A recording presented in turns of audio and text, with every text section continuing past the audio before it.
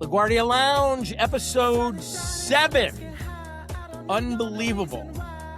Dan Hort, Eduardo Garcia Luna, Brett Singer. Here we are. Knicks in the NBA finals. Knicks in the NBA finals. Careful. Pretty freaking good, guys. All righty, all right. Anything anybody wants to report? Any exciting developments? I was tricked into taking a comedy class, and it's blowing my mind. Yeah? It's like acting class. She's like breaking me down and putting me back together. It's interesting. It's interesting. Where is this happening? At West Side Comedy Club. West Side Comedy Club. Give an example. What is she doing? Today we had to pick our exterior, interior, and our narrator. And don't ask me to explain it because I'm not 100% sure. But what she had me doing was walking around the stage and doing it in different modes. Okay. So like one is a Jewish mother, one is anxious, and one is a nerd. The same. Well, through the process, through the joke. Gotcha. I'm taking on these different voices. And sort of allowing it to affect you physically. I'm very stiff when I do stand up. A lot of comedians, I just stand there, I hold the microphone, I tell jokes, I leave. Yeah. And if you want to get bigger laughs, you need to do more to create. Yeah, I mean, yes, you got to shake your moneymaker. Waka. Look up Joey Cola. Joey Cola does this naturally. Joey Cola is like the king of warm up. You know how like movies and not movies, but TV shows are filmed in front of a live audience and they have a comedian warm them up. Yeah. So that it's got to be somebody really energetic and really exciting. And Joey Cola is fantastic at that. He's like a huge personality. He's like, hey, isn't this great? We're here at the show. Isn't this fantastic? There's some comedians that just have that. Right, exactly. Yeah. So it's not that you want to necessarily be that, but you want to be varied. Something. You don't want to deliver everything in the same voice. Yeah, and you don't want to just stand there like a You don't want to just be a monotone. I mean, and then you could argue it worked for Stephen Wright. It did. Mitch Hedberg was just kind of telling jokes. There's plenty of people who did it and did fine. Yeah. But, then you look at, like, we watched a Wanda Sykes video, and I almost fell out of my chair. She's so good. And the reason she's so good is she's doing all the things. She's not just telling a great joke. She's telling a great joke really animated. Yeah. She's moving. She's not just moving to move. She's moving on the punchline. Interesting. And sometimes she talks over the laugh. Yeah. So there's a lot of, it's a lot of stuff like that. It's actually very interesting. Yeah. The guy, what's his name? Sebastian, whatever, Maniscalco, whatever. That guy. The kid who's really funny on the new Saturday Night Live kid does a very, very good imitation of him. And the whole thing is he's, what are you talking about? That guy cracks me up, man. Yeah, he's funny. Right? Who's that, Marco? No, his name is the new guy on SNL. Oh, yes. That kid does a baseball ad, actually. Does an ad for Major League Baseball. He was I don't know him, but a lot of my fellow comics know him. He was like a guy. He was just a guy doing spots, and he landed SNL. Yep. And now he's a huge star. Check out his last stand-up special. He filmed it down in Miami. It's really funny. I will definitely check that out. He cracks me up. And speaking of cracking up, this guest that we're about to have cracks me up. It's part of the reason I thought he would be good on this podcast. He is from the class of 1973, music and art. Which was where was music and art again? It's uptown, but it was uptown. It was on 123rd-ish over there, 125th. Yeah. We'll have to ask him about all of that. He's well considered to be a pioneer and perhaps the founding father of digital art, which is not a light claim to fame. And we're going to bring him right now. His name is Mr. Laurence Gartel. Let us bring him in right now. And here he is. Mr. Laurence Gartel. Hi, guys. How's it going? Good. How's everybody? We're doing pretty good. We're doing pretty good. Lawrence and I, Brett and Eddie know this, but for the audience, Lawrence and I are going to be in Miami this week coming up. We're doing a Miami Swim Week. We've got bathing suits galore and some beauty queens. Should be pretty good. Some fine art. So Lawrence, usually the show, even though you're, as I think we told you, you're the very first guest we've had that isn't from our own class, which means on top of that, you're the only guest we've had so far that isn't really from LaGuardia. And I think you and I talked Well, about this. that's Do not you think true. of it as No, no, LaGuardia? no, that's not true. It's called Fiorello LaGuardia, the High School of Music and Art. So Right. Fiorello LaGuardia is the pretext to the High School of Music and Arts. So it is. It's not performing arts. If you went to performing arts, then that's not the school. This was strictly music and art, but it was called Fiorello LaGuardia after the mayor of New York City. When So you went there, it was? yeah. I didn't know that. I don't think I knew that either. So And where was your school? it was on 135th Street and Convent 135th. Avenue, across the street from CCNY. So we used to quit or cut out of school, whatever, and we used to go to see like they had Earth, Wind, and Fire. I mean, how could you not go there? And the food at Wait, the where was school Earth, Wind, and Fire playing? at At, CCNY. at Oh my God. Community College. No Yeah, Fuck yeah, shit. community I would college. go for that. 1973, 1970. Yeah, it was fantastic. That's pretty And of cool. course, we also love to go into their cafeteria because the food in the school sucked. So we would always cut out and go to CCNY. So It was did you have to audition for that school? How did you yes, get I into did. Yes, You I did. did. Yes, I What was did. your audition? Well, first of all, I was an artist very, very young. At 10 years old, I went to the Pell's School of Art, which was in the old Ansonia Hotel on 73rd Street and Broadway. Huh. And my Still mom and I exists, would, doesn't it? what's that? Does the Pell School still exist? I I mean, I don't know think the it name. does. However, it was Richard Pels, the son, teaches at the School of Visual Arts. I believe he's still there. So he was the son. And I remember him very well. He had red hair. Of course, now everyone turns white, but he was a Or very, bald. very quiet young kid. He listened to his parents. Albert Pels was the owner, and he was a very talented guy. And I really learned how to draw and ultimately paint from him starting at 10 years old. So, in answer to your question, I went there till I was 15 years old. And I had to make a portfolio to get into music and art, and they helped me make that portfolio to get me in. Gotcha. So, and I did, and I also applied to art and design, and they didn't accept me, and I was like really surprised that they didn't. But you know, it is what it is, and that experience that I had at music and art up on the hill. I took the D train. I took the CC local to get to 135th Street from the Bronx. 164th and the Grand Concourse is where I grew up. Oh, really? And yes, Yeah, and isn't if you that were was Kirk? Was Kirk Grand Concourse? what's that? Might have been. That Oh, area is I so go different. Grand Yeah. Concourse. That area is so different It's now. across the street from it's kinda like it's across the street from the courthouse.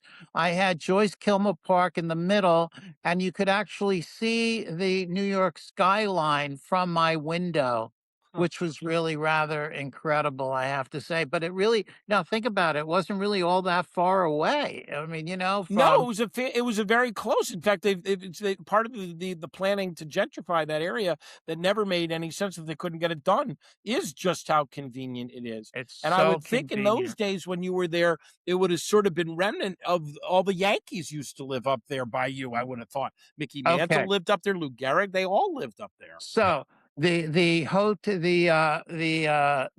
hotel that was there, Concourse Plaza Hotel, was on the corner. Lou Gehrig stayed there. Babe Ruth stayed in that, and of course, it then turned into a welfare hotel later on.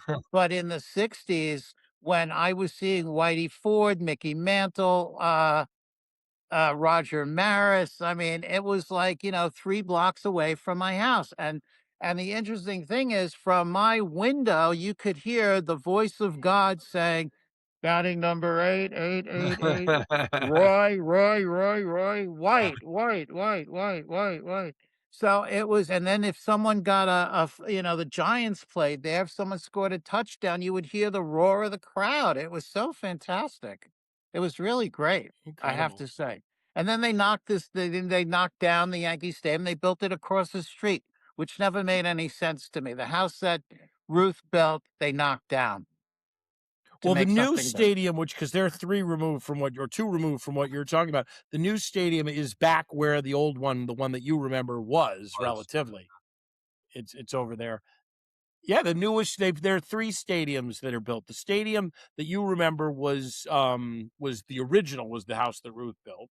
They Right, then and then they knocked it they down, they knocked moved that it down, they across the built the other one in street. the parking lot across the street, and then there's a new stadium there. You've lived in Miami a long time, buddy. Is that there's a new stadium. They built a new stadium. I mean, by the way, it ain't that recent. Uh, It's gotta be 10, 15 years Are now you that serious? yeah. Yeah, are you kidding? You bet. You Listen, bet. It's so even there more was stubbornness. I gotta find that out because my Hebrew school was on the I first of all, wait a second. I shot my film. So I have a documentary film that was shot by an Italian filmmaker, Roberto Dassoni. And he and I went back to the old neighborhood. And I'm sorry, I don't recall a stadium. Granted, I didn't actually look, but we went back to my the Hope of Israel, which was the temple that I went to, and it was terrible. There was like graffiti all over it and everything. It was just like, broke my heart. But the deli on the corner is still there. Oh, that's And, great. all the attorneys that work at the courthouse go and eat lunch at the deli that's there, Stadium Deli. Hmm. It just, was always there. So, Was getting into that school like a life-changing event for you and your family? yeah, of course it was. Yeah, I was like an official, but I'll tell you what happened to me. In 6th grade, I applied for a special program at Pratt in Brooklyn, and I won. And my father would take me there, but it was in a very bad neighborhood, very, very, very bad neighborhood, Willoughby Avenue, I think it was in Brooklyn. Mm. And I think I went twice, and I said, I don't think I don't like it. I was 12 years old. I mean, imagine, you know, Yeah. and I didn't like it, so I didn't go after 2 sessions. But to get into the school was like really a great honor, I would say. That was an art school of New York. I mean, that was The I art was I the was bona fide. I was bona fide, I have to I say. always found the art department to be particularly impressive. I was always really blown away every time I went up on whatever floor it was. Me too. And they would hang stuff all over the school, and it was always like, "This is really top quality art." They're not letting anyone in who isn't You really know good. why? Yeah. Because we had top quality professors, I have to say. We had really good people. There was a fellow, his name is Matthew Feynman, and he would say, "Notice the trip that Cezanne goes on." And he talked to us in like a really like, hipster hippie beatnik kind of way about art. And one time I made this, I had Mr. Quint for ceramic sculpture, and I made this penis, and I called it Penis Today. And like the principal was coming around. They went, "Highest penis." Hide the penis. I'll never forget that. It was really, really funny. But I mean, we had really excellent Mr. Kazan who taught design, and we had cut paper and black and white. We were learning about MC Escher at the time. And, it really, we got a really good education. And then I went to School of Visual Arts from there. And the teachers were like trying to pick up the students. It was really kind of like, almost like unbearable. One time I Mm. went into a classroom, I won't mention his name, but there was a girl sitting in the back, and I saw that she had a medallion, like I have some myself, but she had a medallion on, and I looked at the teacher. He was teaching typography, And I looked at her, I looked at him, I looked at her. I realized it was the same medallion. And I was like, oh, I just screamed out, oh no, like that, because he was hitting on the student. And there was a lot of that shit going on at that time. So Well, that I was what think year? What year was that? 73 to 77, I went to School of Visual Arts. Hmm. That sounds Yeah. about right, though. That tracks. And Laurence, did you? Because I'm sort of listening to it, it's something we've actually talked about on this program a couple of times. When you got there, did you feel like you were learning at SVA, or did you feel like it was almost like a repeat, sort of been there, done that, because you had already done it in high school? Well, I'll tell you, I guess I have to say, as much as everyone was like, you know, tripping, and there was let me just say this to you. The movie Fame came out, and that was about our school. And I have to say, we had a reunion, and all the black kids and the white kids, and like, if this was like a microcosm, if only the rest of the world could see how everybody got along and everyone loved each other. It was such a beautiful thing. And to say that all this, like, racial discrimination and bullshit, it all disappeared at that school. We loved each other because of our talents. And that just never, the voice of that never gets put out there at all. It's everyone's in a freaking silo. It's like you think of like people in the South, like the black Baptist church, they sing gospel, and here is this.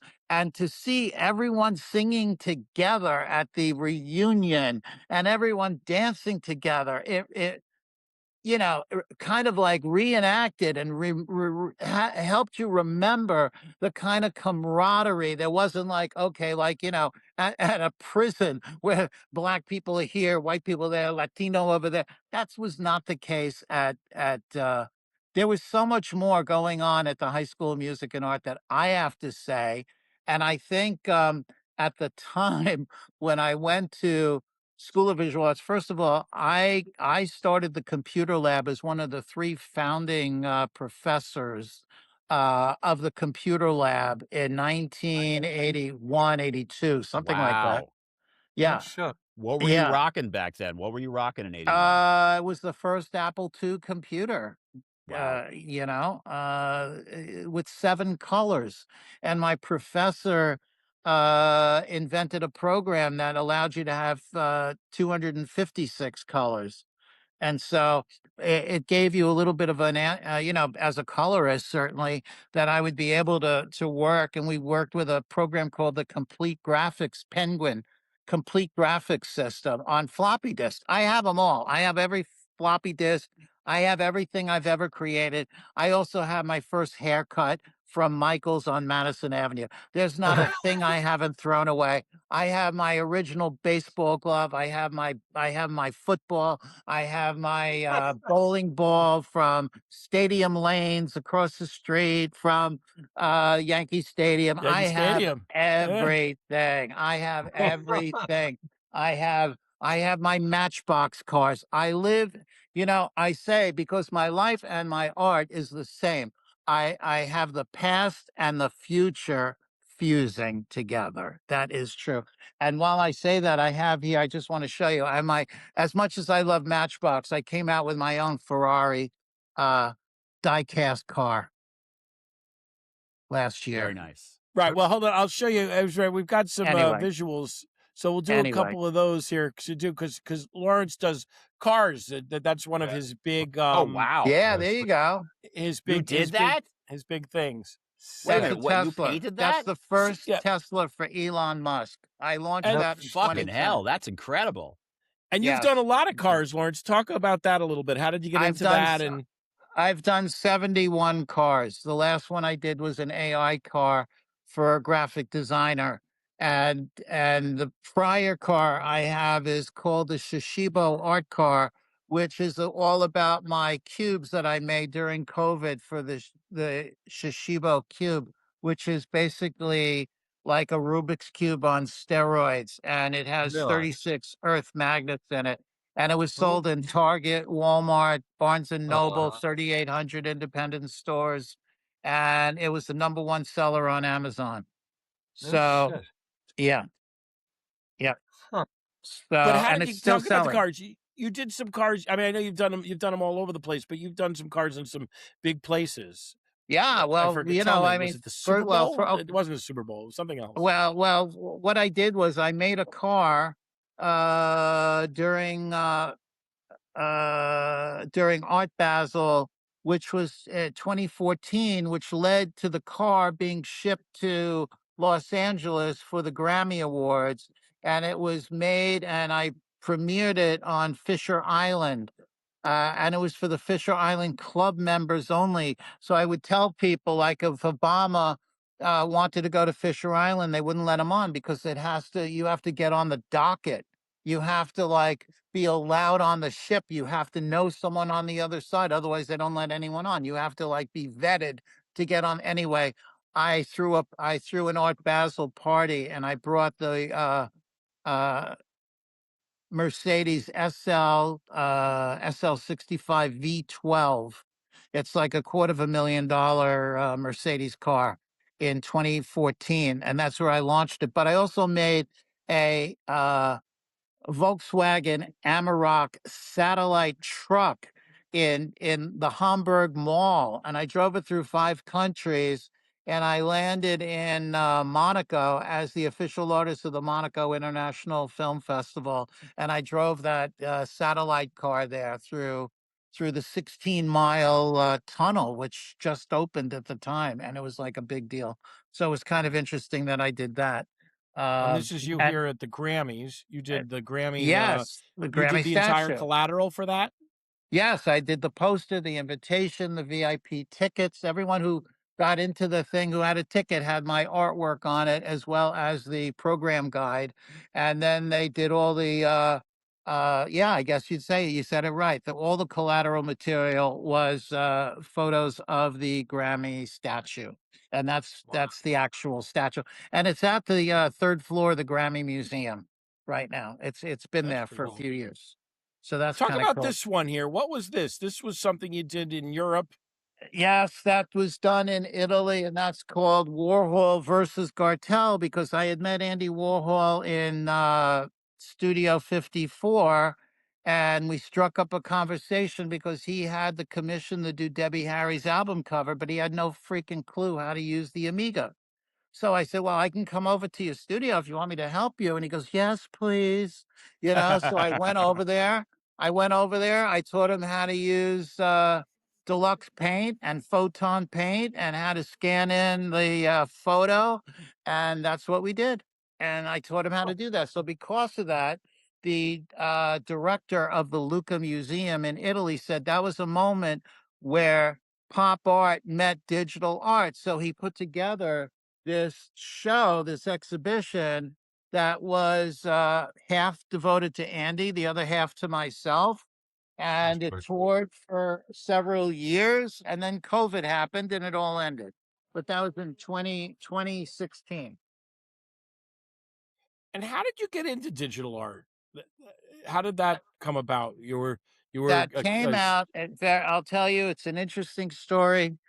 So my that's why I asked, girlfriend, Lawrence. I knew it would be interesting. it is. I went to my high school girlfriend lived in Riverdale, and I used to go up there all the time. And I was in the SP, so I was like 1 year ahead of her. And so in my junior year, I said, if I don't follow this girl, I'm gonna lose her to the football quarterback. There's no doubt about it. And I better get my ass up to Buffalo. Otherwise, I'm going to lose her. So I went up there and I made sure that my credits would transfer, and I made sure that my credits would go back because I was only going for a semester. I just needed to, like, make her feel that, she was still loved and cared for and anything. So I was in the back of a classroom. I was at Buff State because they wouldn't let me into UB, but I had to figure out a way anyway. And I went to Buff State, sitting in the back of a classroom with a very long 300 millimeter lens, trying to take photos of a Charlie Chaplin movie, Modern Times. And a guy taps me on the shoulder and he says, "What are you doing?"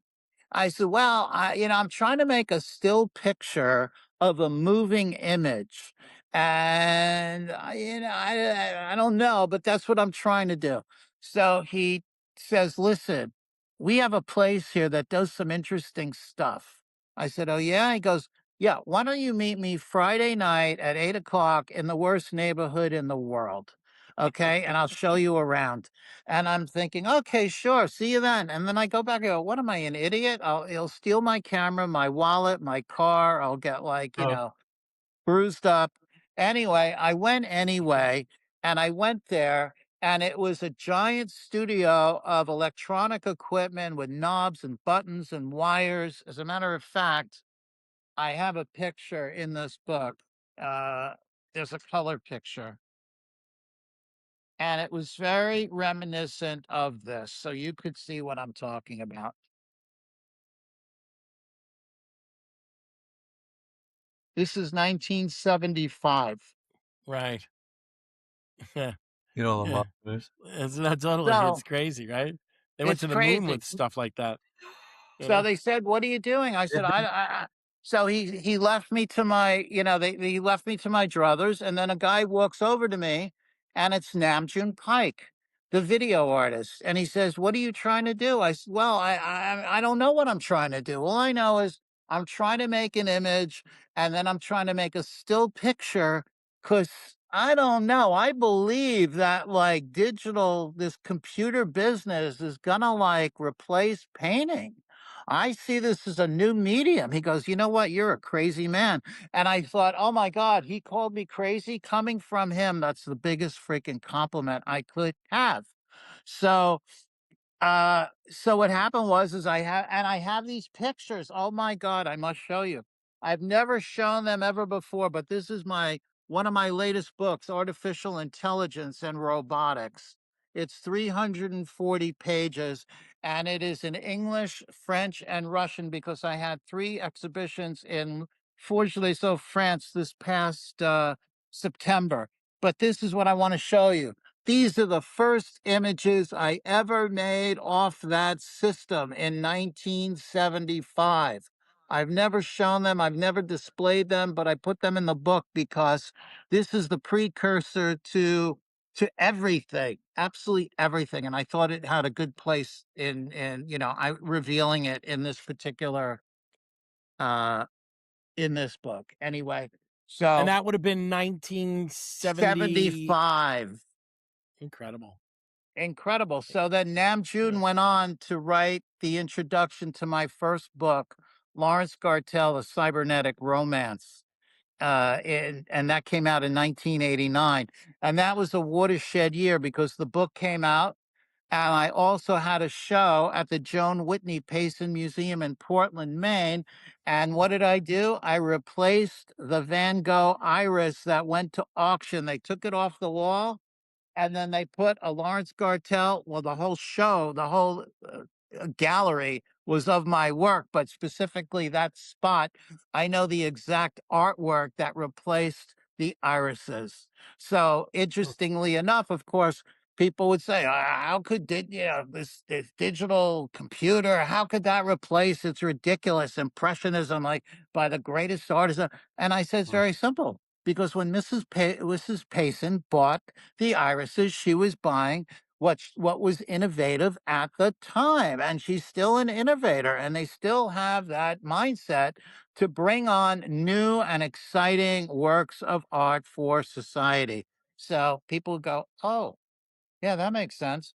So there were lots of articles. I have every article, and I'm segueing because my next book is called Gartel Media Blitz, and it's going to be 1,000 pages on all the media that I've received for the last 50 years. It's about time everyone really understood the breadth of what I've done all over the world, and that's what I'm putting together.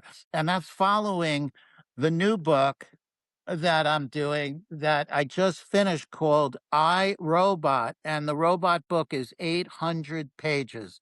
I just finished it. It's at the graphic designer. We're just putting the tweaks to it, and that's going to come out in the next couple of weeks.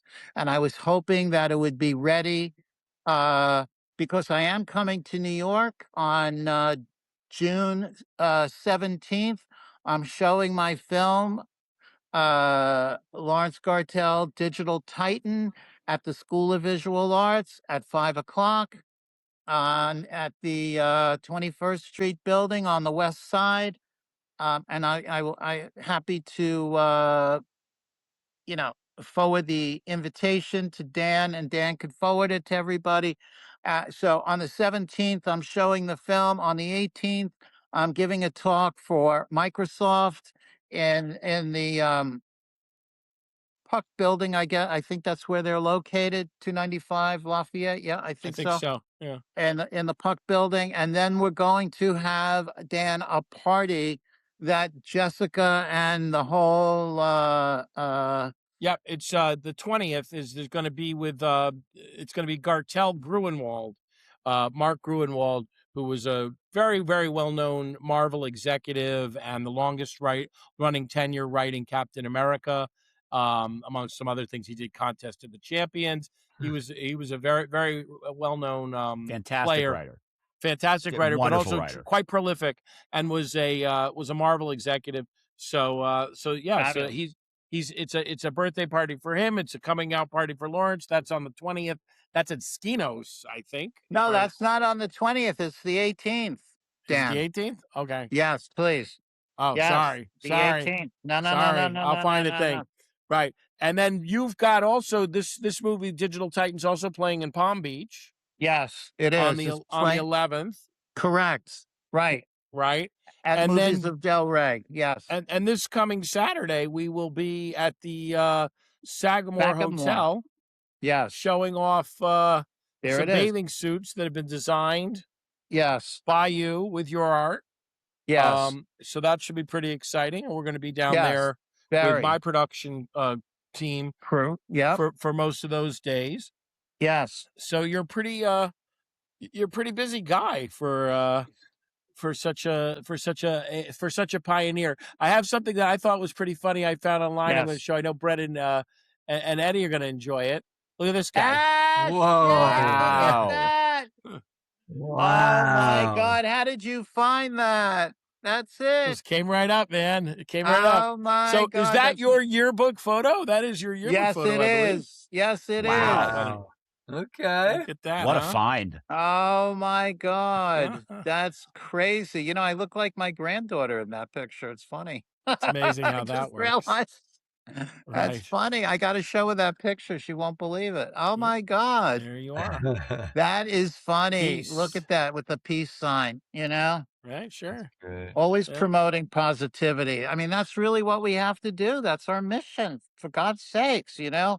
We can't cave in on this anarchy. We can't. We have to keep our own counsel and be positive and do positive things for the world. That's really that's our mission. That's totally our mission.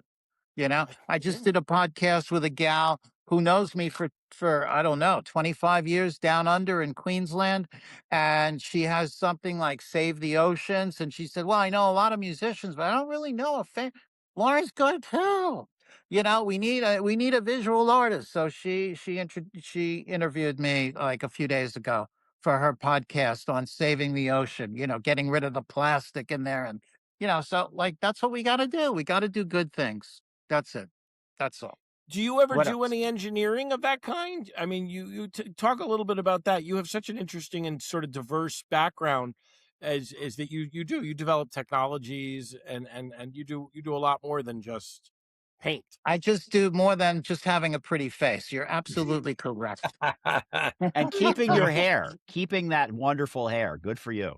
I am trying as hard as I can. My daughter, I will confess, my daughter is the world's greatest creative hair colorist that she won in Las Vegas in 2015. And she has a 16 chair salon Right. in Delray Beach. So I mean, I What's the go name of there. her Hair gal of House. her the Hair hair house, right. House. I just want to be clear, guys. He's not being hyperbolic. His daughter actually did win the award for being the world's greatest hair colorist in Yes. Vegas. I don't remember what year it was, but she's 2015. yeah, so she's credentialed, you know. Yeah, she's He isn't credentialed. just saying that, you know. We don't just hyperbolically. You're absolutely right, Dan. There's so much of that, and I always say, like, I'm just telling it like it is, and people go, "Holy shit, he is this." You know, he did this, or whatever it is. You know, you got to back it up with facts. Why Yeah. why say a lot of nonsense? You know, it's not. That's Speaking of which, Lawrence, one of the things we enjoy talking about on this show is the stories that we have that nobody believes. Oh, Things that happened to us in high school that we tell other people and they sort of think, is he full of shit? Got any stories like oh, that? It's high yes, school I do. stories. Let's hear it. Yes, I do. Yes, I do. Let's hear it. Really? Yeah, Okay. really. So, most of my friends came from Ozone Park, which in Queens, which is pretty much an Italian neighborhood, I suppose. And so there was like several. We frequented several places, but one that came to mind is actually in New York, down in the West Village. So a bunch of my buddies from high school would go down there. It was called Little Peter's Pub, Little Peter. and and it basically, we were definitely underage drinkers, 16 years old, and we would like hook up with all the strippers, and they hated us because we were underage and we were young. And as one friend said to me, there were men at that bar, you know? And I was like, oh yeah, sure. So we used to go to Little Peter's Pub and this other place out in Ozone Park, Queens, that we like called the toilet. Okay, just to give you a visual of what this place might have looked like, uh, and we picked up all the strippers. It was just we just did. We just did. And you You were how know, old? 16, Nice. Nice. And they weren't the 16. skanky kind of strippers that you see nowadays. They were those more wholesome strippers from the 70s, you know? These were like They were girls like that came from showgirls. like, yeah, they lived in Long Beach. They weren't like, yeah. like the girl in Saturday Night Fever that's dancing on the other side of the clock, There you go. There right? you go. Good Right, Couldn't clean work. right, girl there. Good clean girl. Yes, right. exactly. So yeah, so I mean, that's kind of like what sort of comes to mind, or a lot of the time spent was actually in Queens, and I remember being at somebody's house and taking what they're called whippets. Oh, whippets, sure. We used Sure, to buy Remember those on that? whippets. 8th Like the Street. gas, Yeah, that totally, of you would course. shoot in Sure, it's a the whipped cream stuff, but seltzer you buy the bottle, little yeah, and a or they seltzer fill bottle, yeah. balloons. Yeah. Yeah, Yeah. exactly. And we did that all the time. So I mean, those are kind of the stories, I think, that I don't really remember. Well, here's another one. I remember going to the Dakota building and playing hide and go seek in somebody's apartment, and In the the Dakota. apartment was so huge, where John Lennon lived. Yeah. The apartment was so huge, uh, that where could anyone, possibility of not being found if you're playing hide and go seek in that place. However, the interesting part of the story is that there was so much artwork in this home, and they had so many Christos of wrapped up packages and all this stuff that was all over the apartment. We go, what is this shit? Just moving shit out of the way and stuff. And they were legitimate. They had to have like maybe 50 Christos in the apartment. It was incredible. Wow. So that's the story that I really remember. Those old buildings are wild to remember. My grandmother dated an artist who was by no means successful, but was a professional artist. Yes. That's what he did his whole life. She dated him for a while, and he had his apartment, but his studio apartment was in the Insonia, which Mm. in That's today's where I'm telling you, that's where I went to art school. I went Where? to the Ansonia Hotel Right, is I'm on that the just saying that. What on the was it? second floor, and they had How? Al Roon's Health Club downstairs. And That later on, Plato's Retreat was in there. Plato's Retreat was in the Ansonia? Yes, Oh, I Oh, had no interesting. idea.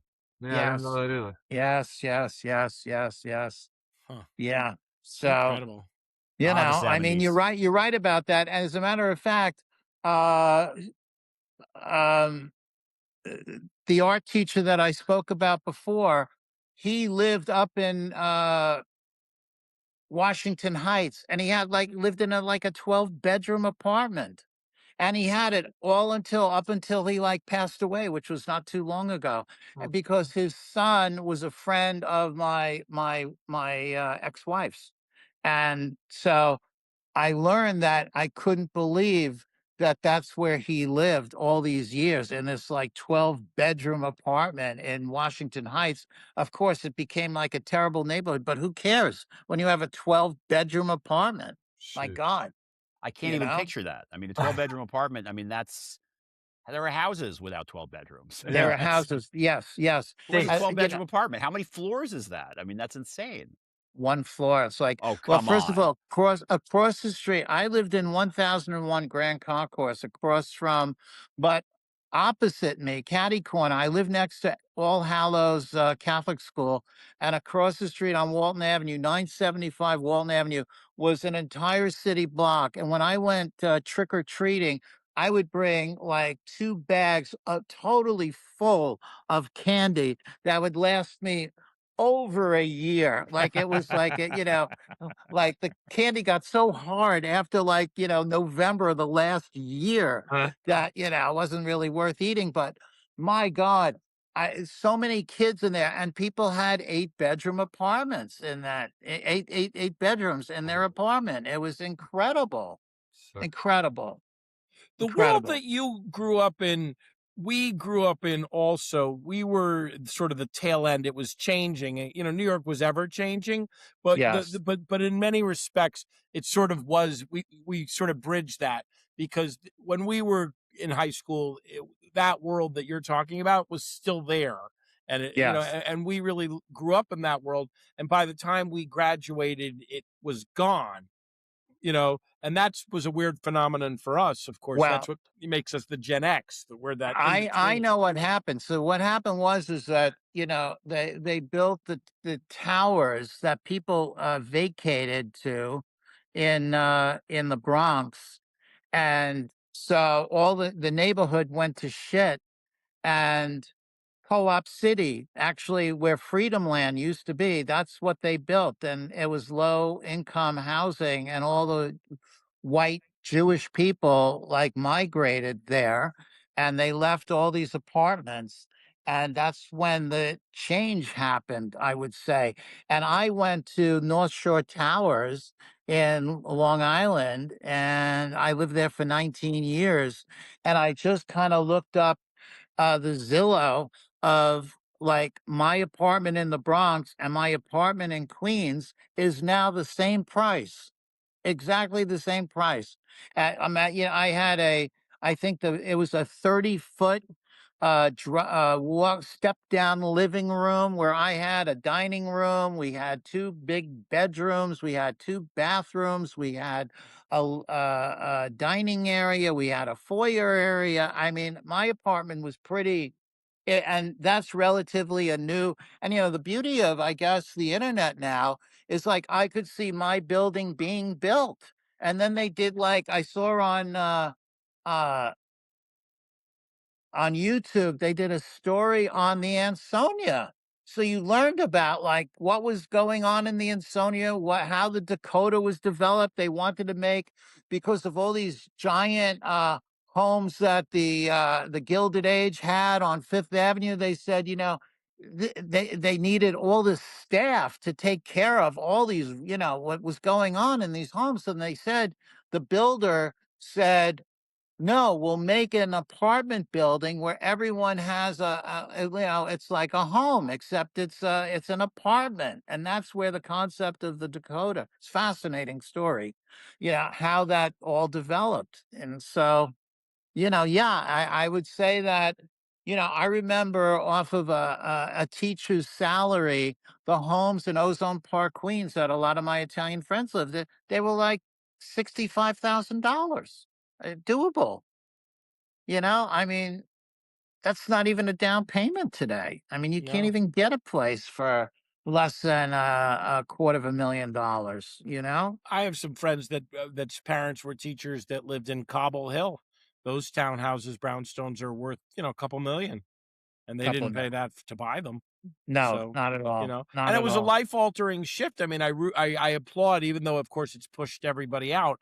Anybody who owned that stuff that made out at that level, you gotta high five them because it's life-altering money. You buy into something for, Yes. 100 something thousand, $120,000. It's now worth Yes. three No, three million. millions. Is Millions. is is an Right. unbelievable swing in your Right. money. But of course, it makes New York prohibitive. And you moved out. You don't live in New York, and you haven't for a long time. You've lived in Florida now for 20 years. I've lived in Florida. I moved to Boca Raton from Long Island in 1994 because I had a show at the Norton Museum in 91. I had the whole museum to myself. Granted, it's not what it is today. It was much smaller, but I had the entire museum. They treated me so nice. I said, "What am I doing here?" And the snow was over my head. And at North Shore Towers, the wind was blowing. It would crack the front door. They'd have to replace the glass on the door all the time because of the wind. And one time the snow was over my head, and my poor little poodle dog that I had to walk. I said, "I'm sick of this stuff."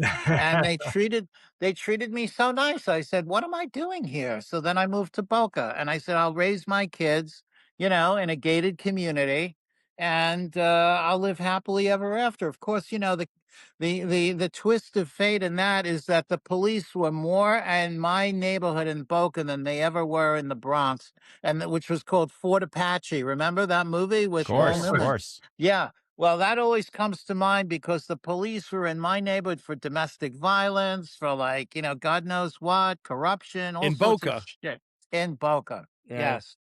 Yes, Mm. exactly. So, we always think the grass is greener on the other side, but I Sure. thought, my kids would grow up and with a son and a nice environment, new schools, everything was new here, Right. and affordable. It's not affordable anymore. Laurence, how old were you when you got your driver's license? Were you a late bloomer on that, or did you get it Well, early? that's very interesting too. That's a great question.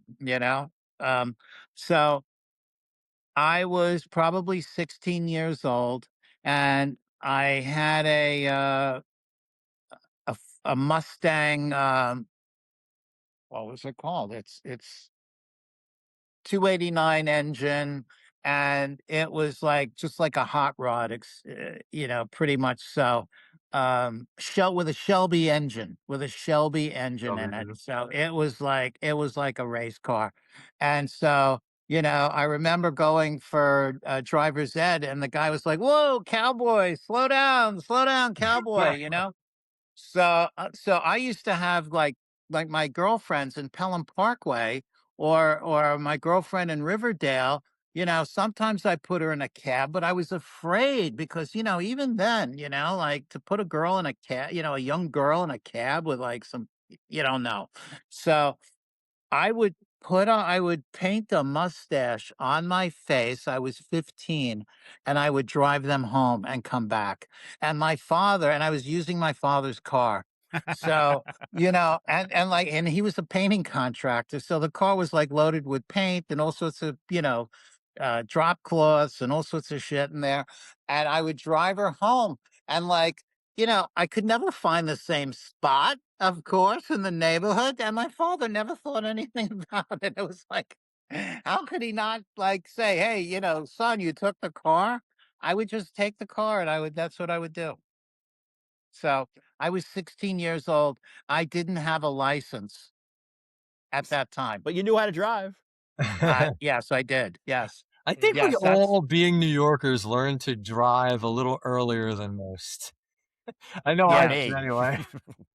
Not I me. did. Well, I I had a had a junior license, unheard of. Did you I That had really? was a very I had a rare. junior okay, Very rare. yes. license. Yeah, yeah. Yes, junior license. I used Yes. to have to art fight with the teachers to park. I actually, our senior year of school, a couple of times I drove to my parents, similar to Lawrence. My parents weren't around, so I had the car. So I drove to school, which was really, really a piece of work. Because where we were, Lawrence, we were by Lincoln Center. You could So park Yes. there too. there's not really a lot of parking there. And There's so they no would have, parking there. I well, don't know there's where you right there park. on the street, there was. They would have Except on, they would alternate side of the street. So what they would do did is they?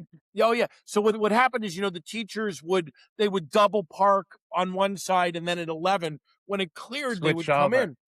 So I would go down and be there, and they were like, "I see you, Dan Horton. You can't park in that spot." I'm, arguing with the teachers about parking in the, in the Wow. spots. It was really, yeah, totally. That was a whole thing. I mean, we used to. By the way, it's Brett and I particularly. We drove everywhere you're talking about. Brett and I used to drive around those places also, Oh, as we kids, and well, I won't we say. drove over to the east, like where Hip was, like East 180th around there Yeah, in the totally. Jaguar.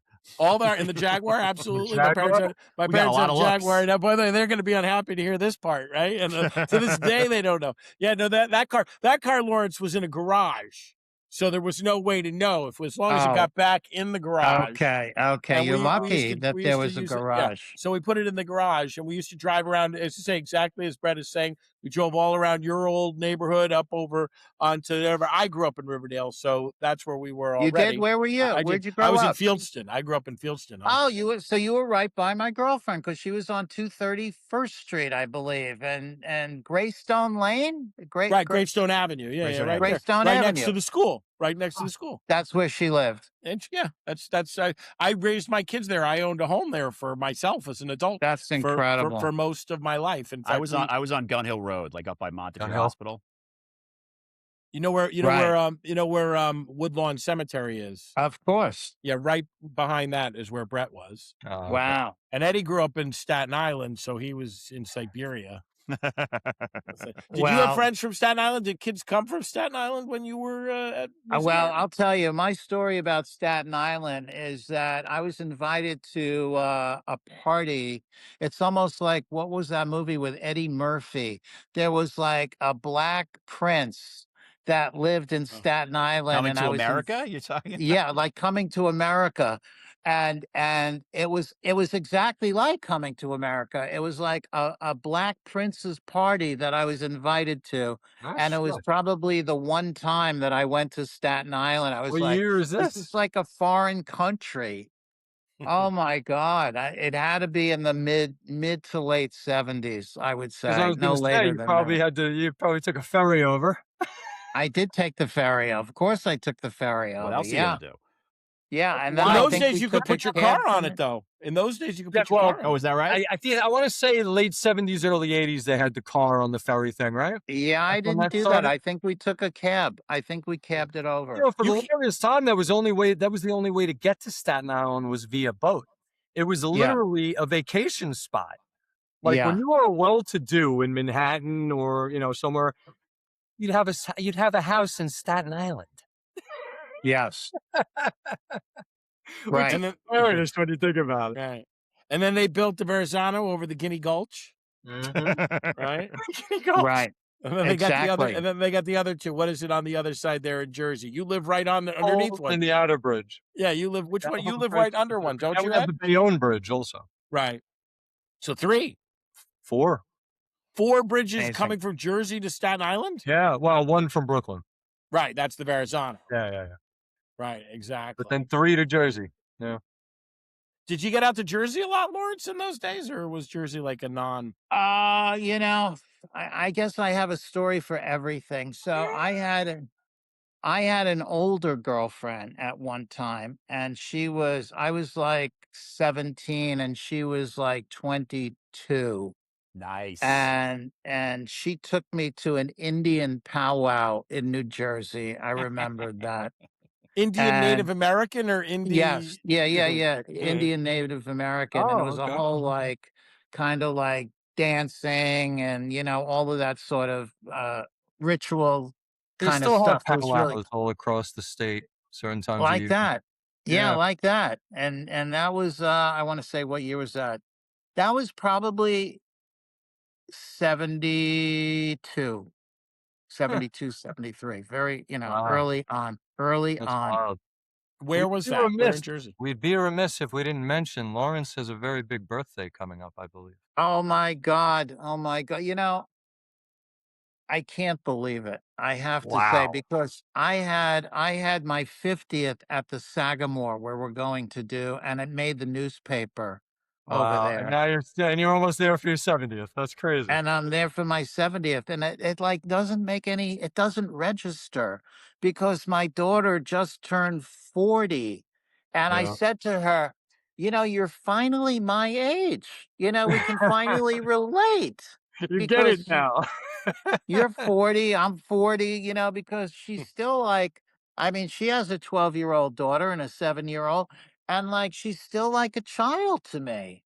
She really is. And I Yeah. feel like that dynamic really hasn't really much changed. And I don't feel any I'm swimming almost every single day. I do go to the gym every day religiously for an Yeah. hour, and I go into the water, and like five guys will be in there, and they're like swimming like this, and I'm just like slow and steady for an hour. I'm like the turtle that wins the race.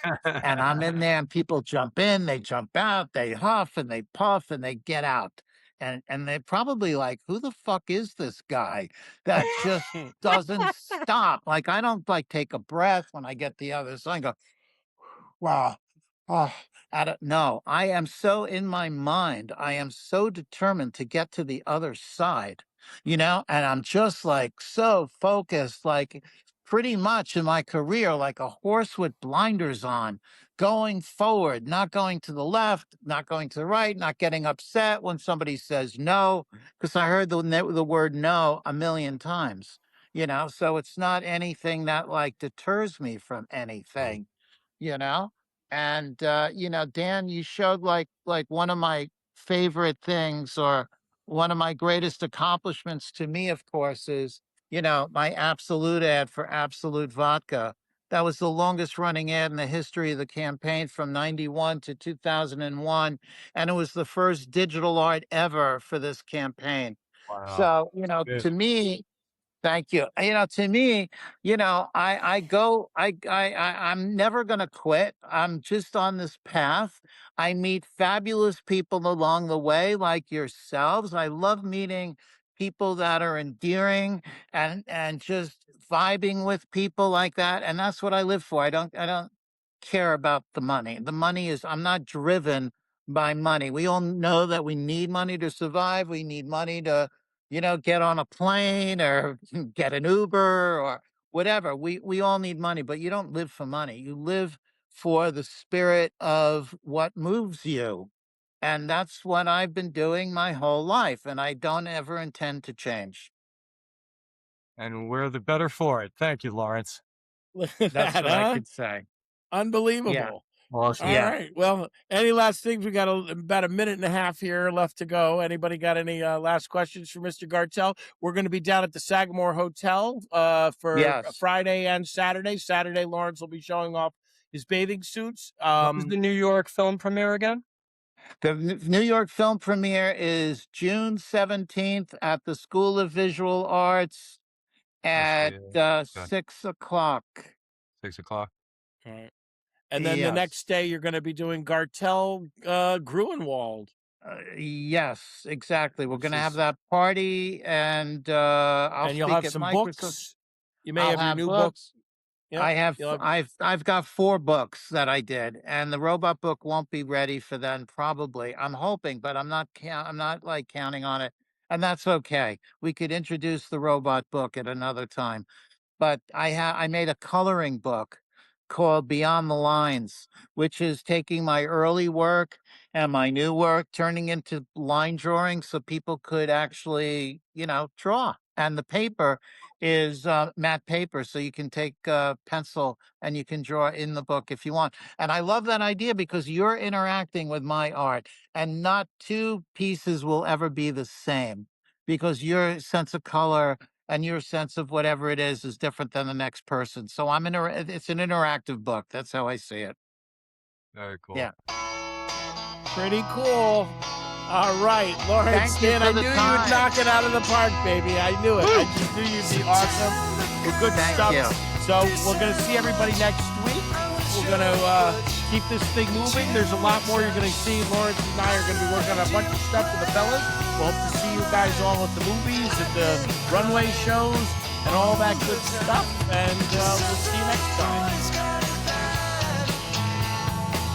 Thank you. I'm trying to take a picture.